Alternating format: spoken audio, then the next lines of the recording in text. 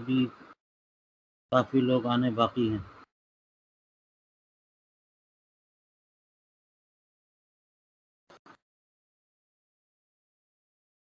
بسم اللہ الرحمن الرحیم، نحمده ونصلی ونسلم علی رسولہ الکریم، اما بعد۔ مشقت آسانی کا سبب بنتی ہے، یہ شریعت کے قواعد میں سے ایک قاعدہ ہے، اور الاشباہ والنظائر کا چوتھا قاعدہ یہی ہے۔ اس میں مصنف نے 7 اسباب تخفیف بیان فرمائے ہیں، جن میں چھٹے سبب تخفیف پر گفتگو جاری ہے، یعنی عسر اور عموم بلوا۔ عسر اور عموم بلوا، اس کی بنیاد پر تخفیف ملتی ہے، مسئلہ آسان ہو جاتا ہے، عبادات میں ہوں یا غیر عبادات میں۔ اس کے تفریعات اور اس کے جزیات بہت ہیں۔ امام ابن نجیم رحمہ اللہ نے اس کی تفریعات بیان کی، اور ہر مسئلہ اپنی جگہ پر ایک مستقل مسئلہ ہے، جس میں توضیح و تشریح کی ضرورت ہے۔ اس لیے بہت دھیان کے ساتھ ایک ایک جملہ، جو کہ ایک ایک جزیہ ہوتا ہے، اس کو سمجھنے کی ضرورت ہے۔ ترجمے کو جاننا اور اس کی توضیح و تشریح کو سمجھنا بہت ضروری ہے۔ جگہ جگہ کچھ ایسے مسائل بھی آ جاتے ہیں جو مشکل ہو جاتے ہیں، جن کا سمجھنا مشکل ہوتا ہے، تو ہماری کوشش یہ ہوگی کہ ایسے مشکل مسائل اگر توضیح ہو سکتی ہے تو توضیح کریں، ورنہ پھر ان کو قابل غور مسائل میں ڈالا جائے۔ تو میں 2-3 مسائل ایسے آپ حضرات کو بتا چکا ہوں۔ آپ لوگوں میں سے آپ سے گزارش ہے کہ آپ لوگوں میں سے کوئی ایسے مسائل کی ایک لسٹ بنائے جن کو ابھی حل کرنا باقی ہے، تاکہ ہم انہیں حل کریں اور پھر اپنے اندر ایک انشراح صدر اور طمانینت قلب محسوس کریں کہ الاشباہ کے مسائل ہمیں سمجھ میں آ گئے۔ چلیے، تو چھٹے سبب تخفیف عسر اور عموم بلوا کے فروع کا بیان جاری ہے۔ یہاں پر فرماتے ہیں کہ امام اعظم ابو حنیفہ نے اس میں بہت توسیع فرمائی۔ ووسع ابو حنیفہ رحمہ اللہ فی العبادات کلھا، تمام عبادتوں میں امام اعظم ابو حنیفہ نے توسیع فرمائی، گنجائش رکھی ہے، آسانی۔ دیکھ لیجئے، فرماتے ہیں کہ فلم یقل ان مس المرأۃ والذکر ناقض، امام ابو حنیفہ نے یہ قول نہیں کیا کہ عورت کا چھونا یا عضو تناسل کا چھونا ناقض وضو ہے۔ اب دیکھ لیجئے، اور دیگر ائمہ خاص و امام شافعی، یہ حضرات فرماتے ہیں کہ او لامستم النساء کی وجہ سے، یا اور حدیث پاک کی وجہ سے، جس کی تعویل ہمارے نزدیک وضو لغوی وغیرہ ہے، تو ان کی بنیاد پر دیگر ائمہ نے فرمایا کہ عورت کے چھونے سے وضو ٹوٹ جاتا ہے، یا عضو تناسل کے چھونے سے وضو ٹوٹ جاتا ہے۔ اب بتائیے، امام ابو حنیفہ نے نہیں کہا، یعنی آپ کہتے ہیں کہ وضو نہیں ٹوٹتا، تو آسانی ہوئی نا۔ خواتین گھر ہی میں رہتی ہیں، اور عضو تناسل اپنے جسم کا حصہ ہے، ہو نہ ہو ہاتھ پہنچ جائے گا وہاں اور وضو ٹوٹ جائے گا۔ ہمارے یہاں یہ ہے کہ جو چیز بدن مصلی سے نکلتی ہے وہ نجس ہے تو وضو ٹوٹتا ہے، خروج نجاست مزیل طہارت ہے، یہ ہے۔ مگر یہ کہ کوئی ایسی چیز جو خلاف قیاس نسخ سے ثابت ہو، اور اس میں قہقہ فی الصلاۃ ہے، نوم وغیرہ ہے، تو آسانی ہو گئی ایک حنفی کو کہ عورت کے چھونے سے وضو نہیں ٹوٹتا، شافعی کا ٹوٹ جاتا ہے، عضو تناسل کے چھونے سے حنفی کا وضو نہیں ٹوٹتا، اور دیگر امام کے نزدیک ٹوٹ جاتا ہے، یا امام شافعی کے نزدیک ایک قول کے مطابق ٹوٹ جاتا ہے۔ تو توسیع ہوئی نا۔ ولم یشترط النیت فی الطہارۃ ولا الدلک، امام ابو حنیفہ نے طہارت میں نیت کی شرط نہیں رکھی، نہ ہی دلک کی شرط رکھی ہے۔ فرماتے ہیں پانی تو مطہر ہے، اب وضو کرنا ہو چاہے غسل کرنا ہو، نیت ہو نہ ہو، بندہ پانی استعمال کرے گا، پاک ہوگا، وضو ہو جائے گا، غسل ہو جائے گا۔ نیت کرے گا تو اس کا ثواب ملے گا، ورنہ ثواب تو نہیں ملے گا، لیکن طہارت ہو جائے گی۔ امام ابو حنیفہ نے طہارت میں نیت کی شرط نہیں رکھی، آسانی ہو گئی۔ ولد دلک کا، اسی طرح سے امام ابو حنیفہ نے دلک کی بھی شرط نہیں رکھی طہارت میں۔ غالباً امام مالک نے دلک کی شرط رکھی ہے۔ یہ سب اقوال آپ کو مل جائیں گے شرح بقایا میں، کس کا اختلاف، ہدایہ وغیرہ میں۔ تو دلک کی شرط رکھی اور لوگوں نے، لیکن ہمارے امام ابو حنیفہ نے دلک یعنی رگڑنے کی، کہ پانی اگر آپ بدن پہ ڈال رہے ہیں تو رگڑیے، رگڑنے سے پھر بدن جا کر کے پاک ہوگا۔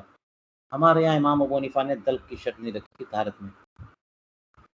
اسی طرح سے پانی کے معاملے میں فرمایا وَوَسَّعَ فِي الْمِيَاهِ فَفَوَّضَهُ إِلَىٰ رَأْيِ الْمُبْتَلَىٰ بِهِ، امام ابو حنیفہ نے پانی کے معاملے، ماء کی جمع میاہ ہے، پانی کے معاملے میں بھی توسیع سے کام لیا، گنجائش رکھی ہے۔ کیسے؟ یوں کہ اس کو مبتلا بہی کی رائے پر چھوڑ دیا، اس کے حوالے کر دیا، یعنی پانی کا مسئلہ جس کے ساتھ ہے، جو اس مسئلے کا سامنا کر رہا ہے، وہ اس کی رائے کیا ہے۔ مثال کے طور پر اس میں ہے نا یہ فرق کہ ماء کثیر اور ماء قلیل، ائمہ ثلاثہ، امام مالک اس کا فرق نہیں کرتے کہ پانی کثیر ہو یا قلیل ہو ناپاک نہیں ہوگا۔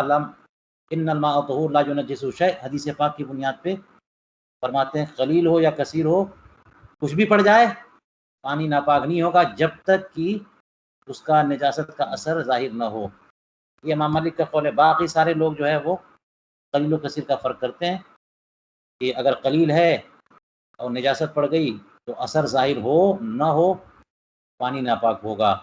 کثیر میں وہ قول کرتے ہیں ہم لوگ کہ کثیر ہے پانی، جو ہمارے نزدیک تہ دردہ ہے، امام شافعی کے نزدیک قلتین ہے، تو اس میں یہ ہوتا ہے کہ نجاست پڑ گئی تو اثر ظاہر ہوگا تب ناپاک ہے، اثر ظاہر نہ ہو تو ناپاک نہیں ہے۔ لیکن آپ حضرات یہ تو جانتے ہیں کہ ہم حنفی مسئلہ دہ در دہ والا ہے، 10 ہاتھ چوڑا اور 10 ہاتھ لمبا، یہ مسئلہ ہے۔ لیکن اصل مسئلہ یہ نہیں ہے، امام ابو حنیفہ کا یہ قول نہیں ہے۔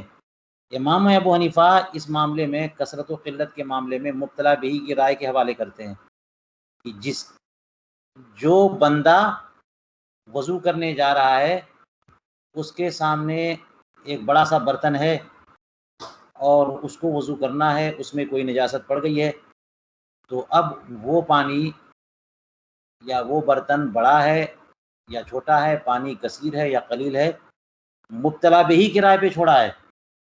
وہ جو سمجھتا ہے اس پانی کو کثیر سمجھتا ہے تو کثیر والا مسئلہ ہو جائے گا، اور قلیل سمجھتا ہے تو قلیل والا مسئلہ ہو جائے گا۔ مبتلا بہی کے رائے پہ چھوڑتے ہیں امام ابو حنیفہ۔ امام ابو حنیفہ اس معاملے میں مبتلا بہی کی رائے پہ چھوڑتے ہیں۔ یہ اور بات ہے کہ یہی اصل مذہب ہے، یہی اصل قول ہے امام صاحب کا، لیکن آپ حضرات کو پتہ ہے کہ اگر اس طرح سے مبتلا بہی پر چھوڑ دیا جائے، یہ تو صحابہ تابعین کی بات ہے نا، یہ بزرگوں کی، مخلصین کی، خاشعین کا مسئلہ ہے۔ آج کل مبتلا بہی کی رائے پہ چھوڑ دیا جائے تو کیا ہوگا؟ تو ہر مسئلے میں دیکھیں گے ہمارا فائدہ کیا ہے، تو کہہ لیں گے کہ یہاں پہ کثیر مان لیں گے، یہاں پہ قلیل مان لیں گے۔ تو متأخرین نے، بلکہ انہی ائمہ کرام نے، متقدمین نے اس کو مبتلا بہی کی رائے پہ نہیں چھوڑا۔ امام محمد ایک مرتبہ اپنی مسجد میں بیٹھے ہوئے تھے، تو لوگوں نے پوچھا یہی معاملہ کہ کثیر کتنا ہوگا؟ تو انہوں نے کہا کہ مثل مسجدی ہادہ، یہ میری مسجد جو ہے نا اس طرح، تو یہ کہہ دیا انہوں نے، تو یہ قول مل گیا علماء کو۔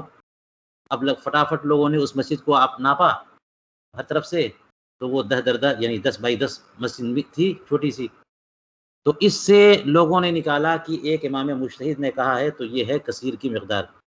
اب صدر الشریعہ اصغر نے اس پہ بڑی تحقیق پیش کی ہے شرح وقایہ میں، آپ لوگوں کے مطالعے میں شرح وقایہ اگر ہے تو ہے، اس میں باقاعدہ اس پہ بحث کی انہوں نے کہ جو لوگ یہ کہتے ہیں کہ یہ 10 والا مسئلہ کوئی اصل شرعی نہیں رکھتا، انہوں نے حدیث سے بھی ثابت کیا ہے۔ وہ کنویں کے گرد جو ہے، جو کوئی بندہ کنواں کھودے گا اس کے گرد اسے 40 گز کا حق ملتا ہے اس سے۔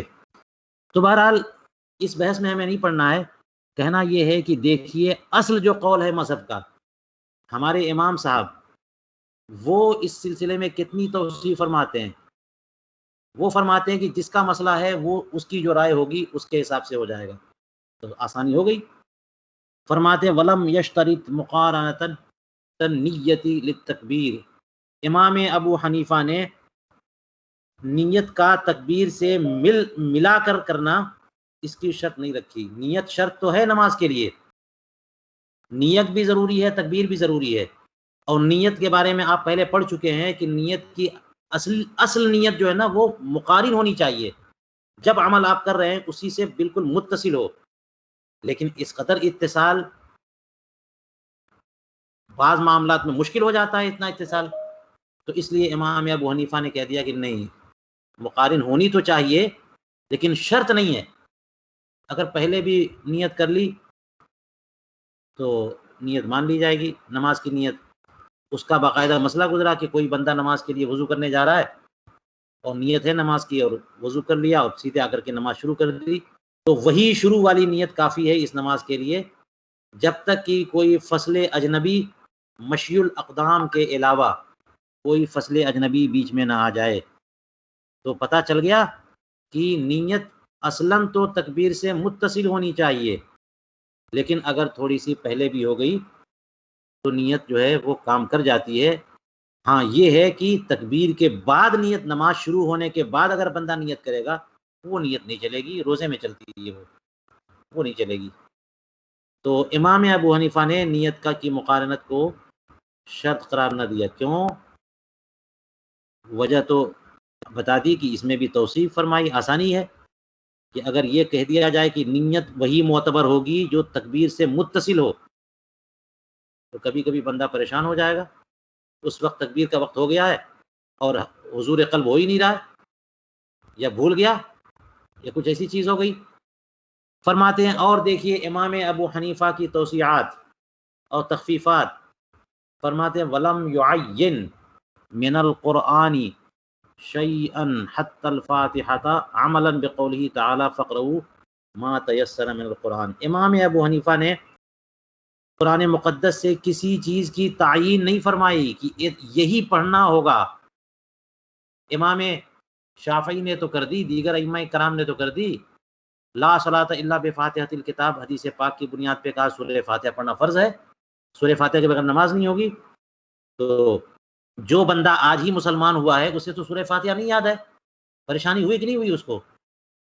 اور جو دارالحرم میں مسلمان ہوا، دارالاسلام میں آیا، بہت سارے کیسز آئیں گے، سورہ فاتحہ پڑھنے میں اسے کئی دن لگ جائیں گے، اور آپ یہ کہتے ہیں کہ پھر وہ امام کے پیچھے بھی قرات خلف الامام کے بھی قائل ہیں کہ پڑھنا ہی پڑے گا۔ یہ تو توصیات امام ابو حنیفہ کے پیچھے مسئلے میں ملیں گی کہ سورہ فاتحہ پڑھنا واجب ہے، لیکن اگر وہ جماعت کر لیتا ہے تو خاموش کھڑا رہے، اگر نہیں جانتا تو نماز ہو جائے گی، خاموش رہنا ہے اس کو۔ تو امام ابو حنیفہ نے قرآن کریم سے کسی چیز کی تعین نہیں کی ہے، یہاں تک کہ سورہ فاتحہ کی بھی تعین نہیں کی ہے۔ کیوں تعین نہیں کی ہے؟ اللہ تعالیٰ کے اس ارشاد پر عمل کرتے ہوئے اللہ تعالیٰ نے فرمایا فَقْرَؤُوا مَا تَيَسَّرَ مِنَ الْقُرْآنِ، جو تم سے ہو سکے قرآن سے وہ پڑھو۔ یہ ہے جو بڑے بڑے ائمہ کرام نے ہے نا ان سب باتوں کو ذہن میں رکھتے ہوئے بتایا کہ امام ابو حنیفہ کے مدارک کتنے بلند ہیں کہ وہ ہر دلیل کو اس کی پوزیشن دیتے ہیں۔ اور دیگر لوگ جو ہے ایک دلیل پہ عمل کرتے ہیں، دوسری دلیل لگتا ہے چھوڑ دیا انہوں نے. تو لا صلاۃ الا بفاتحۃ الکتاب حدیث سے ثابت ہے، اس پہ عمل کیا. فقرؤ ما تیسر من القرآن، یہ نص قطعی ہے، اس پہ عمل کیا. تو مقام فرضیت میں کوئی چیز ضروری نہیں ہے، قرآن کریم کا کوئی حصہ خاص طور پہ ضروری نہیں ہے، کچھ بھی کہیں سے بھی پڑھ لے. لیکن مقام میں وجوب میں فرمایا کہ سورہ فاتحہ واجب ہے، ضروری ہے. تو امام ابو حنیفہ کے نزدیک جو آسانی ہے وہ کہیں اور نہیں ہے.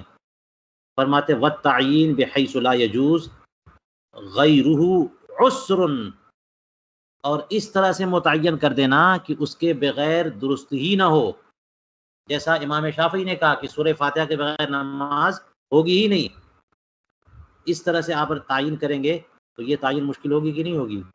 مشکل ہوگی. تو پھر ان آیتوں کا کیا ہوگا کہ اللہ تعالیٰ نے دین میں حرج نہیں رکھا. اور بھی ابھی جو قاعدہ چل رہا ہے. تو امام ابو حنیفہ کی فقہ میں دیکھیے کتنی توسیع ہے. لیکن توسیع کا مطلب یہ نہیں ہے کہ جناب آج کل کے غیر مقلدین اور غامدیوں کی طرح کہ جناب نصوص موجود ہوں بس آسانی آسانی آسانی آسانی سب ختم کرتے جاؤ. دلائل کی موجودگی میں توسیع.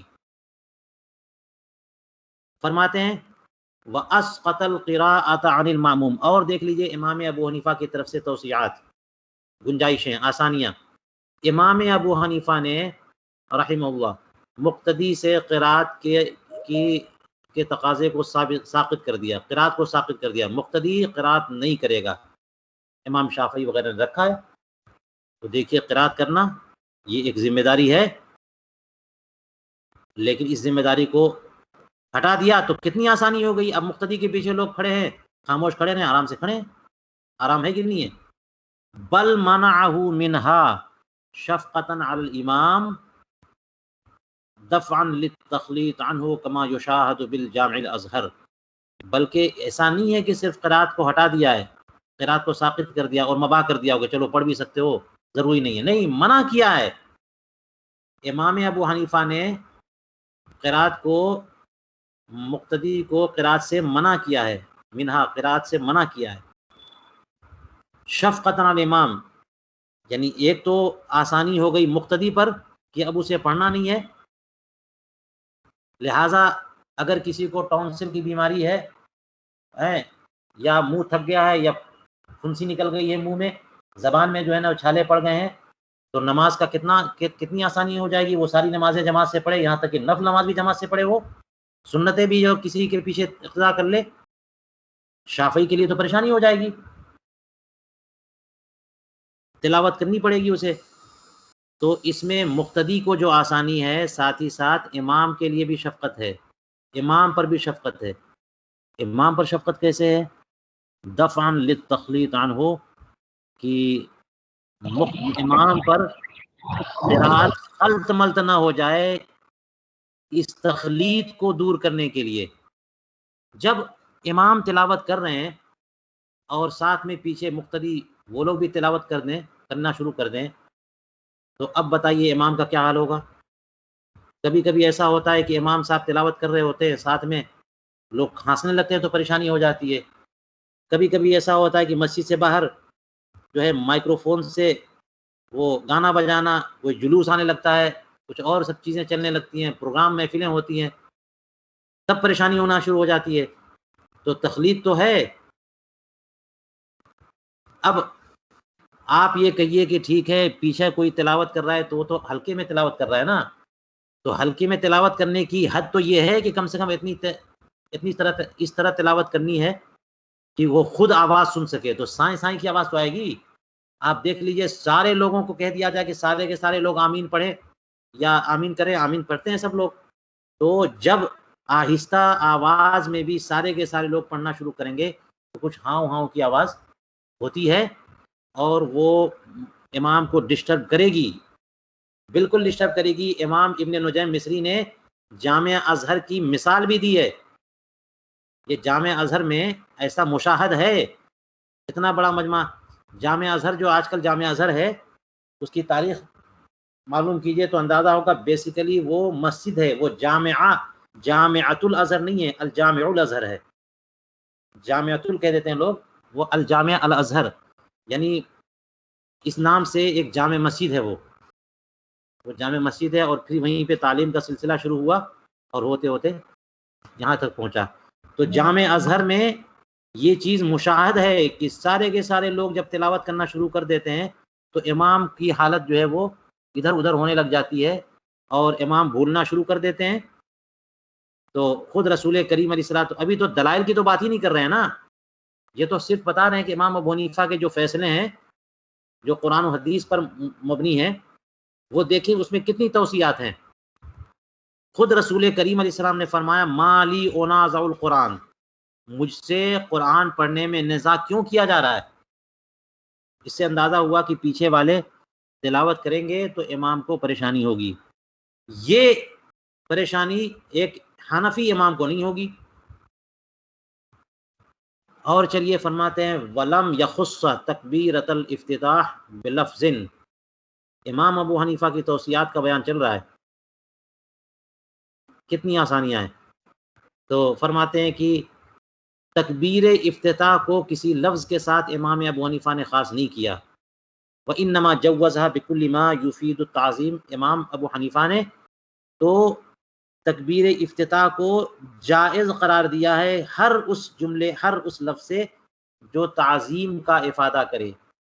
اب یہ آپ حضرات کو یہ بھی فقہی مسئلہ اور اس کے دلائل معلوم ہوں گے، تو خلاصہ اس کا یہ ہے کہ اللہ تبارک و تعالیٰ نے قرآن پاک میں جو ارشاد فرمایا وَذَكَرَ اسْمَ رَبِّهِ فَصَلَّى، وَذَكَرَ اسْمَ رَبِّهِ،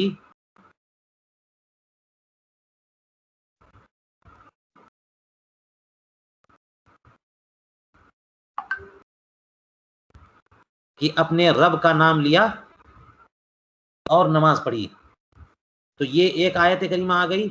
اور ایک جگہ اللہ تعالیٰ نے فرمایا وَرَبَّكَ فَكَبِّرْ وَثِيَابَكَ فَطَهِّرْ، تو وہاں پر بھی تکبیر سے اور لوگ تکبیر عین بعین ہی تکبیر مراد لیتے ہیں کہ اللہ اکبر کہنا ہوگا، اور ہمارے امام اعظم ابو حنیفہ کہتے ہیں وَرَبَّكَ فَكَبِّرْ سے مراد فَعَزِّمْ، یعنی اپنے رب کی تکبیر بولو، یعنی اپنے رب کی تعظیم کا عمل کرو، اپنے رب کی بڑائی بولو، کوئی بھی صیغہ ہو۔ تو وَرَبَّكَ فَكَبِّرْ کی بنیاد پر امام شافعی اور دیگر ائمہ کرام نے فرمایا کہ کوئی ایسا لفظ ضروری ہے جس میں کاف، با اور را آئے، کیونکہ قرآن کریم نے کیا کہا ہے وَرَبَّكَ فَكَبِّرْ۔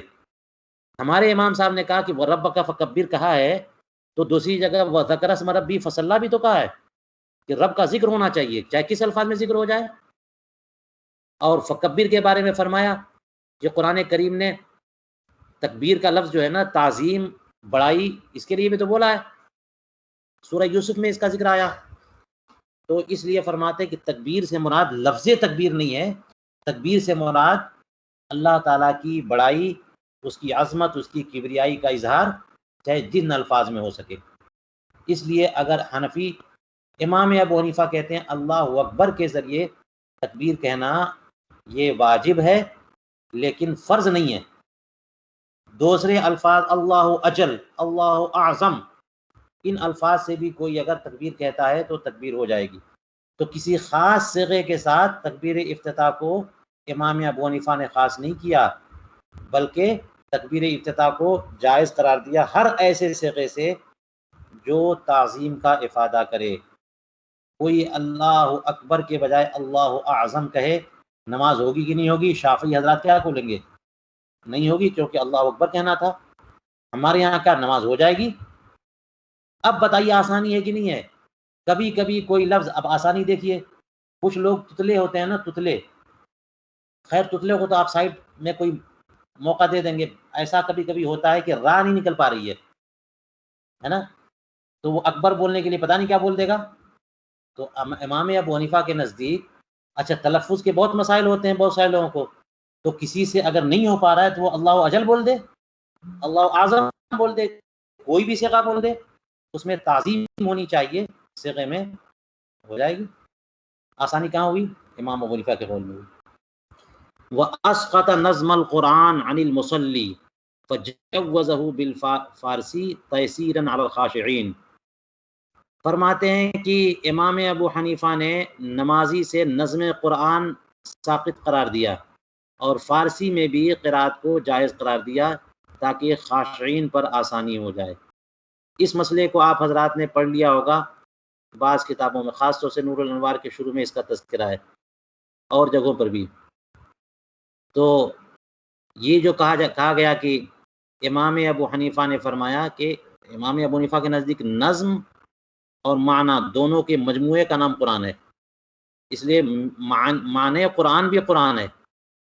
اس لیے اگر کوئی بندہ نظم قرآن کی اتباع نہیں کر سکتا تو فارسی میں قرآن کریم کا ترجمہ پڑھے گا، تب بھی تلاوت قرآن کریم کی کا تقاضا پورا ہو جائے گا۔ یہ نظم قرآن کے تقاضے کو ساقط قرار دیا مصلی سے، اور فرمایا کہ عربی کے بجائے کوئی فارسی میں بھی تلاوت کرے تو تلاوت ہو جائے گی۔ واضح رہے کہ یہ مسئلہ وہ مسئلہ ہے کہ جس سے امام ابو حنیفہ نے رجوع کر لیا ہے، یہ پہلا قول ہے۔ اور قول ثانی جو مفتہ بہی ہے اور جو مذہب ہے، جو ظاہر الروایہ ہے، جو ائمہ کرام کا مذہب ہے، وہ یہ ہے کہ نہیں، نظم قرآنی ضروری ہے۔ فارسی میں تلاوت یعنی اگر بندہ عربی میں کر سکتا ہے تو فارسی میں کرے گا تو نماز نہیں ہوگی، یہ مرجوع عنہ مسئلہ ہے۔ اسی لیے میں نے آپ کو بتایا کہ امام ابن نجیم مصری رحمہ اللہ الاشباح میں جو جزیات بتاتے جاتے ہیں، کبھی بھی اس کو یہ نہ سمجھیے کہ سارے جزیات مفتہ بہی ہیں۔ مثال کے طور پر وہ اپنے قاعدے کی وضاحت کے لیے جزیات بتاتے جاتے ہیں، جن میں بہت سارے وہ جزیات آئیں گے جو شاذ قول ہے، یا پھر یہ کہ مرجوع عنہ ہے یا مرجوح قول ہے۔ چلیے، یہاں پہ کہا خاشعین پر آسانی کے لیے، یعنی یسر دکھانا ہے کہ اس میں بھی آسانی ہے۔ تو اس میں آسانی کیسے؟ خاشعین پر، اس کی وضاحت کیا ہوگی؟ خاشعین پر آسانی کی وضاحت جو مجھے سمجھ میں آ رہی ہے وہ یوں ہو سکتی ہے کہ جو حضرات، یعنی بات ان کی نہیں ہے جو عربی میں تلاوت کر ہی نہیں سکتے، جیسے آج کی ڈیٹ میں اگر یورپ امریکہ کے کوئی انگریز سے کہا جائے عربی میں تلاوت کرو تو زمانہ لگے گا اس کو ماخذ، اس کی زبان پہ ضاد ضا عین وغیرہ چڑھیں گے ہی نہیں، بہت ٹائم لگے گا۔ تو اسی طرح سے چائنیز کو کہہ دیا جائے یا پرشین کسی ایرانی کو کہہ دیا جائے تو منہ گھما گھما کے وہ لوگ بولتے ہیں، کیسے جو ہے نا وہ سارے کلمات کا تلفظ کریں گے؟ بات ان کی نہیں ہے، بات ہے خاشعین کی، یہاں پہ جو بیان کر رہے ہیں ایسے لوگ جو اپنی نماز میں بہت ہی زیادہ خشوع اور خضوع میں رہنا چاہتے ہیں۔ اب عربی میں مہارت بھی ان کو ہے اور نظم قرآنی سے دل لگ چکا ہے، ان کو تلاوت قرآن کریم میں کیف محسوس ہوتا ہے، تلاوت کرنا بھی چاہتے ہیں، سننا بھی چاہتے ہیں۔ اب اگر کوئی وہ تلاوت کرنے لگ گئے تو پھر وہی کیف آنا شروع ہو گیا، تو پھر نماز میں اخلاص اور للہیت سے ہٹ کر کے نظم قرآنی میں نہ لگ جائے بندہ، کیونکہ نظم قرآنی معجز ہے نا، نظم قرآنی معجز ہے۔ فَبِأَيِّ آلَاءِ رَبِّكُمَا تُكَذِّبَانِ جب پڑھتے ہیں تو کتنا اچھا لگتا ہے لوگوں کو، تو اب یہ ہے سب کو اچھا لگتا ہے۔ اب ایسے موقع پر خاشعین میں کچھ لوگ ایسے ہو سکتے ہیں کہ وہ تو نماز میں اللہ کی بارگاہ میں مناجات کرنے جا رہے تھے، لیکن جب اب تلاوت کرنے والے نے اتنی اچھی آواز میں تلاوت کی تو اس کی آواز کی طرف توجہ چلی گئی، یا قرآن کریم کے جو ہے نا وہ جو مترادف کلمات ہیں، جو رعایت سجا ہو گئی ہے، سجا ہے جو مسجع مقفع آیتیں جو ہیں ان پر جو ہے دل لگ جائے اور وہ کانوں کو بھانے لگ جائیں تو خشوع کا کیا بنے گا؟ سوچ لیجئے کہ یہ کن لوگوں کے بارے میں، ہم لوگوں کے بارے میں بات نہیں ہو رہی ہے، یہ ایسے امام ابو حنیفہ جس لیول کے تھے کہ پوری پوری رات نفل گزارتے تھے، ایک ایک رکعت میں پورا پورا قرآن پڑھتے تھے، ایسے لوگوں کے بارے میں بات ہو رہی ہے کہ وہ اس درجے کے پہنچے ہوئے ہیں کہ نظم قرآنی میں آسانی کے لیے اس قدر قرآن کریم سے ان کو لطف آتا ہے کہ اب اللہ کی جب عبادت کرنے بیٹھتے ہیں تو وہ چاہتے ہیں کہ پوری مناجات اللہ تعالیٰ سے کریں، تو کہیں نظم قرآنی جو ہے نا خشوع میں کے بیچ میں نہ آ جائے۔ تو ان کے لیے آسانی اس میں ہے کہ وہ ایسی صورت ہو جائے تو وہ فارسی میں تلاوت کر لیں۔ لیکن پھر میں وہی بتاتا ہوں کہ یہ جو ہے قول مرجوع عنہ ہے، اس سے صرف مقصد یہ ہے کہ قاعدے کی وضاحت کرنا، اسی لیے آگے کہتے ہیں وَرُوِیَ رُجُوعُهُ عَنْهُ، اس مسئلے کی سے رجوع امام ابو حنیفہ سے ثابت ہے، اس لیے ضرورت نہیں تھی کہ بصیغہ تمریز کہتے، ثابت ہے کہ امام ابو حنیفہ نے اس سے رجوع کیا ہے۔ چلیے اور دیکھیے وَأَسْقَطَ فَرْضَ التَّمَانِينَ فِي الرُّكُوعِ وَالسُّجُودِ تَيْسِيرًا،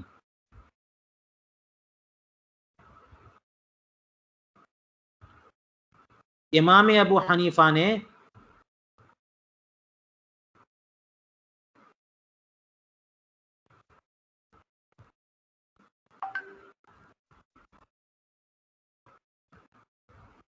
جی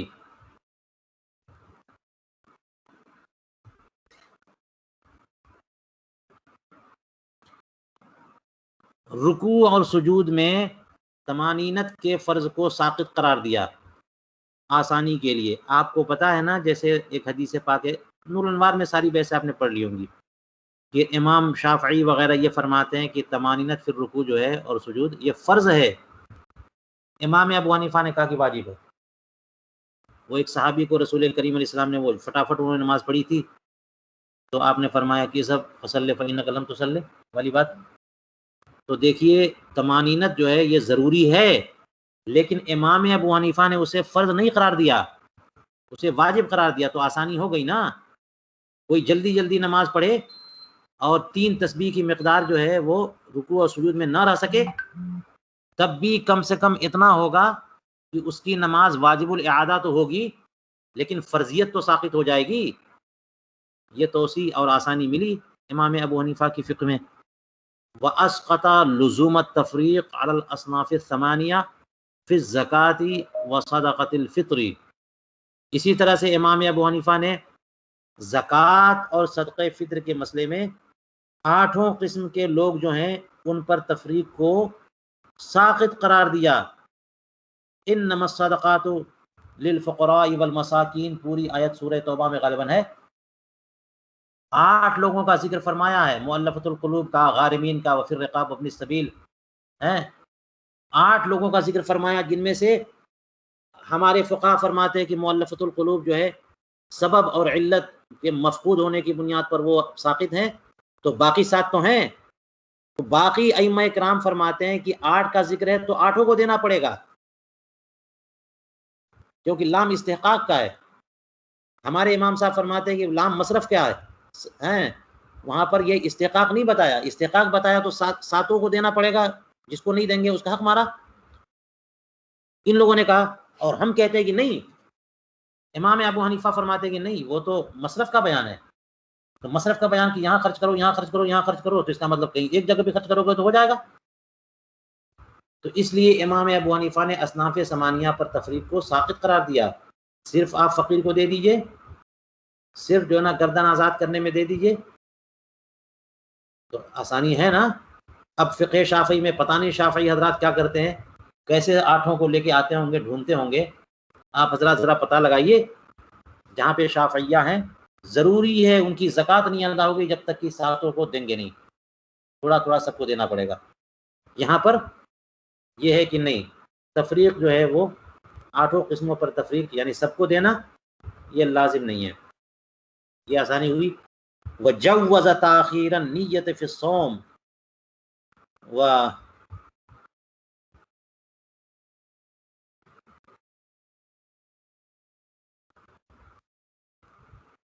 وعدم التعیین لصوم رمضان، اسی طرح سے امام ابو حنیفہ نے روزے کے معاملے میں نیت کی تاخیر کو جائز قرار دیا۔ یہ سب بحثیں آپ پڑھ چکے ہیں۔ نیت، کسی بھی مسئلے میں تاخیر نیت کی گنجائش نہیں ہے، نیت پہلے یا مقارن ہونی چاہیے۔ نیت عمل شروع کرنے کے بعد ہو، یہ کیسے، سوائے نیت روزے کے۔ روزے کے معاملے میں آپ کو پتا ہے فرض روزے رمضان کے، اس میں یہ فرمایا کہ ذبح کبریٰ سے پہلے پہلے نیت کر لے تو روزہ ہو جائے گا، تو تاخیر نیت کی گنجائش رکھی نا، اور لوگوں کے نزدیک نہیں ہے تو پھر آسانی ہو گئی۔ اسی طرح سے امام ابو حنیفہ نے رمضان کے روزے کے معاملے میں تعیین کو کہ عدم کو جائز قرار دیا، تعیین کو ضروری قرار نہیں دیا۔ تعیین کے عدم کو، یعنی تعیین کرنا ضروری نہیں ہے کہ رمضان کے روزے کی نیت کی میں نے، آپ نے یہ مسئلہ پڑھ لیا کہ کوئی نفلی روزے کی نیت کرے تب بھی رمضان میں رمضان کا فرض ہی ہوگا، تعین ضروری نہیں ہے. کیوں؟ کیونکہ وہ من جہت الشارع معین ہے، اور جو چیز پہلے سے معین ہو وہ آپ کے معین کرنے سے کیا ہے، آپ کی تعین کی ضرورت ہی نہیں ہے وہاں پہ. اس سے بھی آسانی ہو گئی. یوں ہی ولم یجعل للحج الا رکنین، امام ابو حنیفہ نے حج کے لیے صرف 2 ہی رکن قرار دیے، صرف 2، وقوف اور طواف زیارت، اور لوگوں نے مزید ارکان قرار دیے. تو رکن جب بڑھاتے جائیں گے تو کام بڑھتا جائے گا نا. رکن کا مسئلہ تو یہ ہوتا ہے کہ رکن اگر فوت ہو گیا تو صورت ہی نہیں ہے کوئی کہ آپ کا حج ہو جائے. اس لیے طواف جو ہے نا وہ سعی رکن نہیں ہے، وقوف مزدلفہ رکن نہیں ہے، وقوف منی رکن نہیں ہے، رمی جمرات رکن نہیں ہے. یہ سب کچھ سنت ہے کچھ واجب ہے. تو اگر یہ سب چھوٹ گئے اور خالی وقوف عرفات اور طواف زیارت بندے نے کر لیا تو امام ابو حنیفہ کے نزدیک فرض ثابت ہو گیا، ادا ہو گیا. لیکن اور لوگ کیا کریں گے؟ ان کے ہاں تو ارکان زیادہ ہیں. تو آسانی امام ابو حنیفہ کی فقہ میں ہے، یسر یہیں پر ہے. لیکن یہ یاد نہ رکھیے، یہ یاد رکھیے گا، یہ مت سمجھیے گا کہ امام ابو حنیفہ نے آسانی کو، پھر میں وہی بات کہوں گا، آسانی کو ہی سامنے رکھا ہے، دلائل کو سامنے نہیں رکھا ہے. ہر معاملے میں دلیل زیادہ واضح ہے. امام ابو حنیفہ نے کبھی بھی ایسا نہیں کیا کہ دلیل کو چھوڑ دیا آسانی کے لیے. یہ ساری مثالیں امام ابن نجیم مصری جو فرما رہے ہیں وہ یہ بتانا چاہ رہے ہیں کہ مذہب حنفی میں یسر ہے. یہ مطلب نہیں کہ آسانی کے لیے انہوں نے کیا ہے، وہ دلائل کی بنیاد پہ کیا ہے لیکن اس میں آسانی ہے. فرماتے ہیں اور دیکھ لیجئے ولم یشترط الطہارۃ لہ ولا الستر، امام ابو حنیفہ نے طہارت کو حج کے لیے وہ یا طواف کے لیے شرط قرار نہیں دیا. طواف کے لیے امام ابو حنیفہ نے حج طہارت کو طواف کے لیے شرط قرار نہیں دیا، اور پوری دلیل ہے وَلْيَطَّوَّفُوا بِالْبَيْتِ الْعَتِيقِ. یوں ہی سطر، جیسے سطر جو ہے نماز کے لیے شرط ہے نا، بے ستری ہو گئی تو نماز نہیں ہوگی. تو یہ سب قرآن کریم میں موجود ہیں. اللہ تعالیٰ نے فرمایا وَثِيَابَكَ فَطَهِّرْ، نماز کے لیے.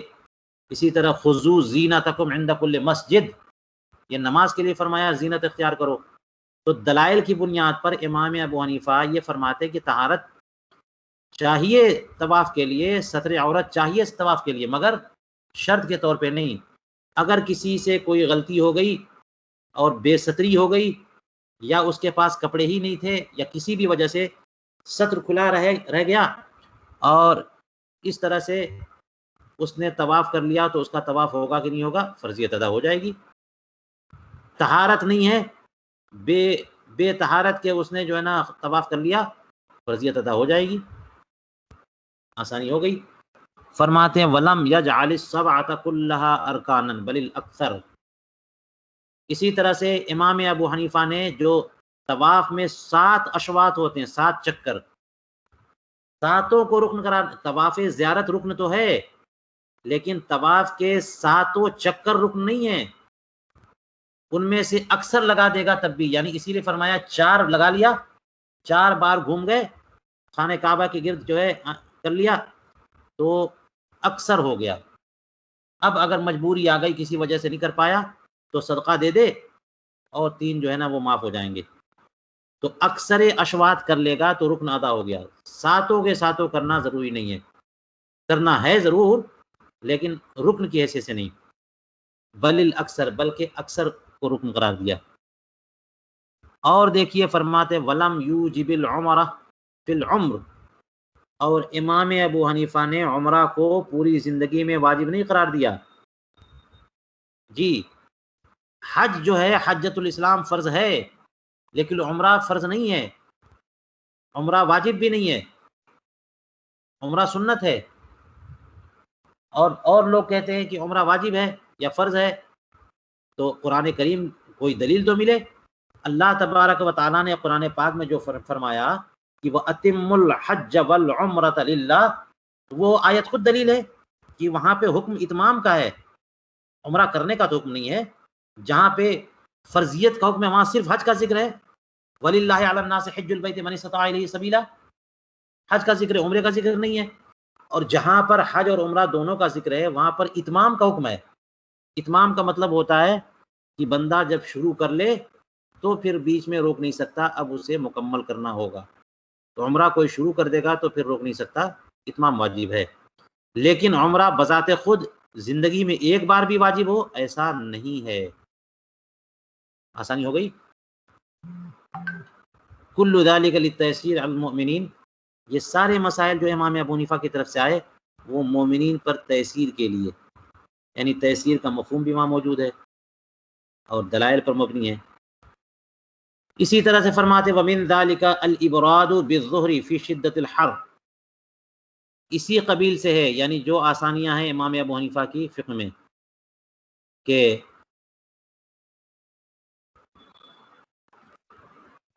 یا پھر یہ من ذالکہ کا کر کے وہ پیچھے جا رہے ہیں یہاں تک امام ابو حنیفہ کی طرف سے ان کے اقوال آ گئے کہ ان میں آسانی ہے. پھر وہ پیچھے جا رہے ہیں کہ المشقۃ تجلب التیسیر، اس قبیل سے یا اسی قاعدے سے یہ سب چیزیں بھی ہیں اور بھی مسائل. تو ان میں کیا کیا ہیں؟ ظہر کی نماز سخت گرمی میں ٹھنڈا کر کے پڑھنا، موسم کو ٹھنڈا کر کے پڑھنا، یہ اسی قبیل سے ہے کہ اگر کہہ دیا جائے کہ جو بھی وقت ہو ہر حال میں آپ کو جو ہے وہ تسریع اسراء کرنا ہے، یعنی تعجیل کرنی ہے، تو گرمی میں تو 2 بجے بڑی سخت دھوپ ہوتی ہے تو ذرا پریشانی ہو سکتی ہے خاص طور سے مسجد میں جانے میں. تو فرما دیا کہ ظہر میں گرمی میں ٹھنڈا کر کے پڑھ لیں، تو تیسیر ہو گئی اس میں. وَمِن ثَمَّ لَا يُسْتَحَبُّ الْإِبْرَادُ فِي الْجُمْعَةِ لِاسْتِحْبَابِ التَّبْكِيرِ إِلَيْهَا عَلَى مَا قِيلَ، یہی تو وجہ ہے کہ جمعہ میں ابراد مستحب نہیں ہے، یعنی ظہر میں حکم ہے کیونکہ ظہر ہر روز پڑھنی ہے اور جمعہ تو ایک ہفتے میں ایک دن ہے. اس کا مطلب یہ ہوا کہ جو آسانی دی گئی ہے وہ ظہر کے لیے دی گئی ہے، جمعے کے لیے نہیں ہے. اسی لیے کہتے ہیں کہ ٹھنڈک جو ہے وہ ابراد مستحب نہیں ہے جمعے میں. کیوں؟ اس لیے کہ جمعے کی طرف تبکیر مستحب ہے، جلدی جانا. فَاسْعَوْا إِلَىٰ ذِكْرِ اللَّهِ فرمایا، اور حدیث پاک میں بھی ہے کہ جمعے کی نماز کے لیے جلدی جانا. عَلَىٰ مَا قِيلَ، یہ عَلَىٰ مَا قِيلَ اس لیے کہہ دیا انہوں نے کیونکہ دوسرا قول جو راجح قول ہے وہ یہ ہے کہ جو مستحب وقت ہے ظہر کا گرمی میں، وہی مستحب وقت ہے جمعے کا بھی گرمی میں. فرماتے ولیکن ذکر الاسبیجابی انہا کالظہر فی الزمانین، لیکن امام اسبیجابی فرماتے ہیں کہ جمعے کی نماز بھی ظہر ہی کی طرح ہے دونوں زمانوں میں، یعنی صیف میں بھی اور شتاء میں بھی، گرمی میں بھی اور سردی میں بھی، دونوں میں جیسے ظہر کا مسئلہ ہے ویسے ہی جمعے کا مسئلہ ہے. یعنی شتاء میں جاڑے میں ظہر میں تعجیل کرنی ہے تو جمعے میں بھی تعجیل کرنی ہے، گرمی میں ظہر میں تاخیر کرنی ہے، ابراد کرنا ہے تو جمعے میں بھی ابراد کرنا ہے. اور دیکھ لیجیے فرماتے وترک الجماعۃ للمطر والجمعہ بالاعذار المعروفہ، اسی قبیل سے ہے جماعت کا ترک کرنا بارش کی وجہ سے، جمعے کا ترک کرنا مشہور و معروف اعذار کی بنیاد پر. یہ کیا ہے؟ یہ سب اسباب تخفیف ہیں کہ نہیں ہے؟ کہ اگر بارش ہو گئی تو اب فرمایا جماعت تو ضروری ہے، واجب ہے، لیکن بارش ہو گئی تو بارش میں راستے میں کیچڑ ہے، پانی ہے، پریشانی ہوگی جانے میں، تو آسانی ہوگی گھر پہ پڑھ لو. جمعہ کو چھوڑنے یہ بھی معروف اعذار، بندہ کوئی اندھا ہے، لینگڑا ہے، لولا ہے، بیمار ہے، مریض ہے، مسافر ہے، یہ سب اعذار ہیں نا، تو آسانی ہو گئی، گھر میں پڑھ لیں ظہر، جمعہ میں نہ جائیں. وَقَضَىٰ أَسْقَطَ أَبُو حَنِيفَةَ رَحِمَهُ اللَّهُ عَنِ الْأَعْمَىٰ الْجُمْعَةَ وَالْحَجَّ، یوں ہی امام ابو حنیفہ رحمہ اللہ نے ساقط قرار دے دیا جمعہ کو اور حج کو اعمیٰ سے، یعنی اندھے سے، یعنی بینا ہونا شرط ہے جمعہ کے لیے، وجوب جمعہ کے لیے، ٹھیک ہے، اس لیے جمعہ اندھے پر واجب نہیں ہے. اسی طرح سے کوئی اندھا ہے، نابینا ہے، تو حج بھی اس پر فرض نہیں ہے. وَإِن وَجَدَ قَائِدًا، دفعا للمشق، اگرچہ وہ کوئی جو ہے مددگار پالے، یعنی اندھا جو ہے کوئی اس کا لے جانے والا قائد، کوئی اس کو مدد کرنے والا، ہاتھ پکڑ کر لے جانے والا مل جائے تو وہ تو جا سکتا ہے پھر جمعے کے لیے اور حج کے لیے. پھر بھی امام ابو حنیفہ نے اس سے جمعہ اور حج کو ساقط قرار دیا دفعا للمشقت عنہ، اس سے مشقت کو دور کرنے کے لیے. کیونکہ اگر کہا جائے کہ کسی مددگار ہی کو لے کر جاؤ مگر جانا پڑے گا تو پریشانی تو ہوگی. اور یہ اس بنیاد پر کہ غیر کی تعاون سے، غیر کی طاقت سے بندہ قادر نہیں مانا جاتا. کہ کوئی بندہ ہاتھ پکڑ کے لے کے چلا جائے تو غیر کی قوت کی بنیاد پر قدرت ہوگی نا، اور قدرت وہ ہوتی ہے جو اپنی قوت کی بنیاد پہ ہوتی ہے. فرماتے ہیں واہ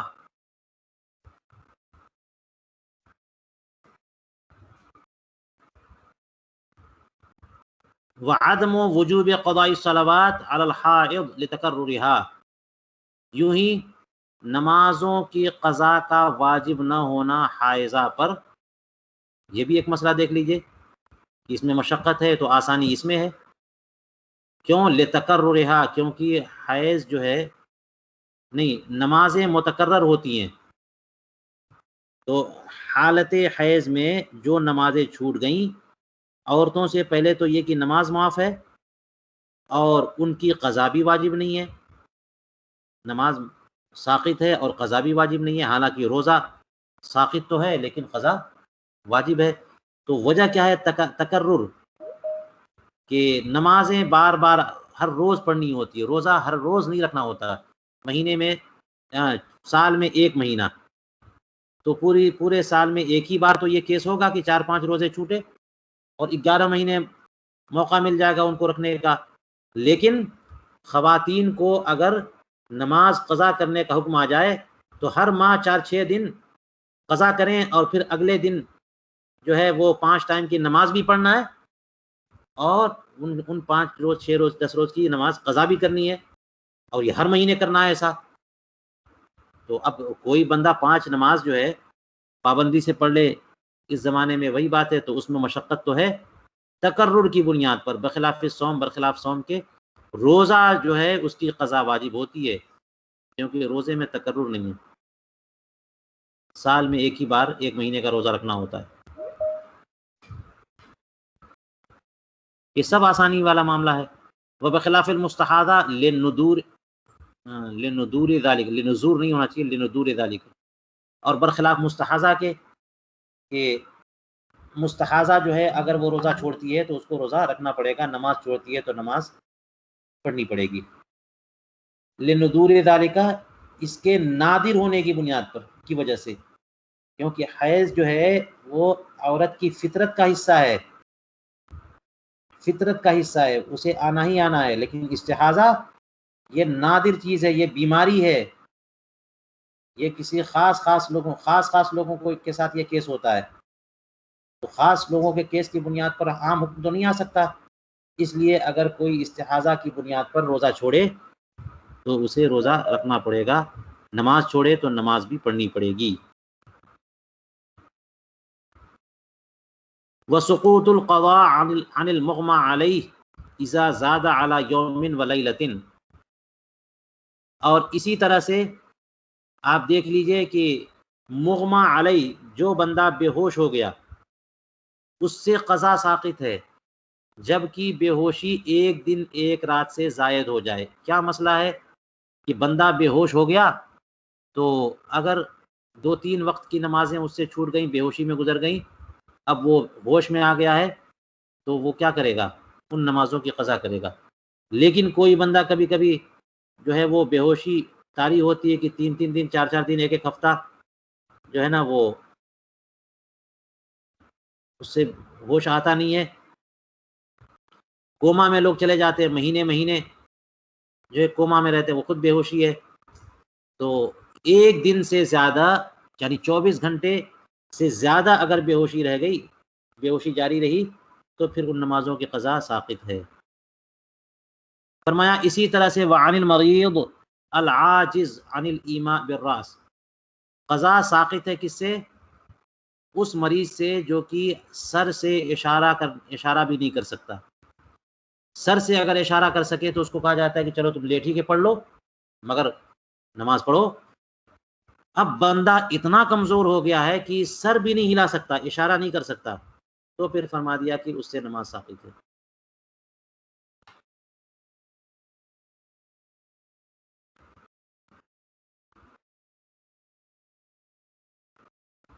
وَكَذَلِكَ واو نہیں ہونا چاہیے، دیکھیے تو واو نہیں ہے.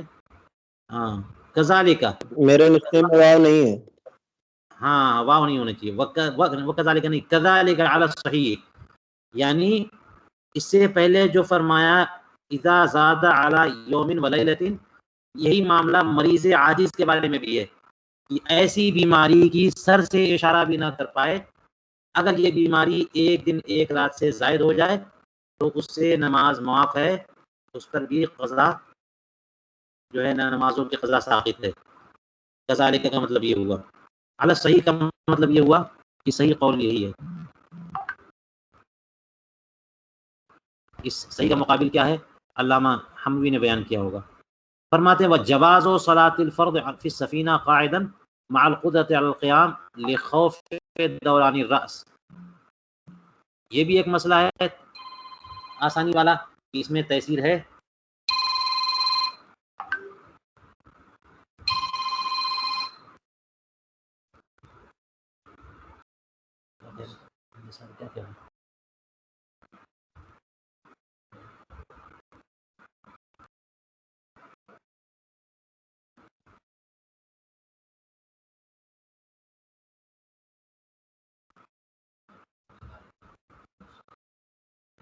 ہیں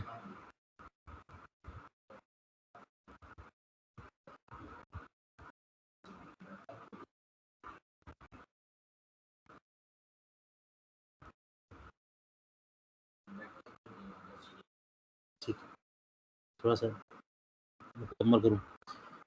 چلیے حضرت الحمدللہ تشریف لائے ہیں، کہیں باہر گئے ہوئے تھے، تو حضرت کا درس امید ہے کہ 5-10 منٹ میں شروع ہوگا، تب تک میں یہ بات مکمل کر لوں. فرماتے ہیں کہ امام ابو حنیفہ کے فقہ میں دیکھ لیجئے تیسیر کی کتنی مثالیں ہیں.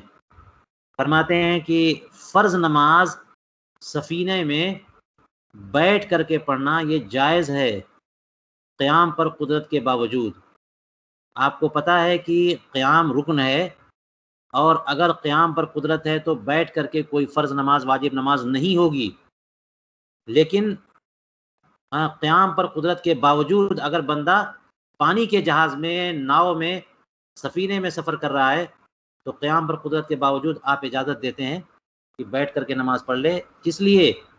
لخوف دوران راس، سر کے چکر کے اندیشے سے، کہ اب وہ سفینہ جب چلے گا تو پانی کے ہچکولوں سے وہ ادھر ادھر سفینہ گھومتا بھی جائے گا اور ہچکولے آتے جائیں گے. تو کھڑے ہو کر کے نماز پڑھنی ہو تو پھر اس کو مسئلہ ہو سکتا ہے کہ چکر آئے اور گر پڑے، بیمار ہو جائے. تو اس لیے آسانی کے لیے فرما دیا کہ بیٹھ کر کے بھی نماز پڑھ سکتا ہے، یہاں تک کہ فرض نماز بھی پڑھ سکتا ہے. اب بتائیے یسر ہے کہ نہیں ہے؟ تو یہ مسائل ہو گئے امام ابو حنیفہ کی فقہ میں یسر اور آسانی کے. چلیے یہاں سے ہم اپنا درس روکتے ہیں اور کوشش کرتے ہیں کہ حضرت کا بھی درس آج ہو جائے.